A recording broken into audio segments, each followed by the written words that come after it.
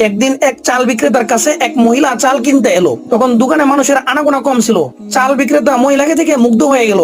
তার মধ্যে অন্য চিন্তা জেগে উঠলো। সেই মহিলার হাত ধরে বলল, ভিতরের গোডাউনে চলুন, সেখানে আরো ভালো মানের চাউল রয়েছে। মহিলা ঝ্যাংটা মেরে তার হাত ছাড়িয়ে গেল। দিন শেষে চাল বিক্রেতা ঘরে ফিরে এলো। এসে দেখলো তার স্ত্রী কান্না করছে। কান্নার কারণ স্ত্রীকে জিজ্ঞাসা করলে সে বলে, প্রতিদিন যে দুধ বিক্রেতা আমাদেরকে দুধ দিয়ে যায়, সে আজ সকালে একটা কাণ্ড ঘটিয়েছে। অন্য দিন সে দরজায় নক করে, আমি দরজা খুলে দিই, দরজার আড়াল থেকে সে দুধ দিয়ে চলে যায়। আমিও তাকে দেখি না, সেও আমাকে দেখে না। কিন্তু আজ আমি দরজা খুলে দাঁড়িয়েছি, এমন সময় সে দরজার বাইরে থেকে আমার হাত ধরে বসলো।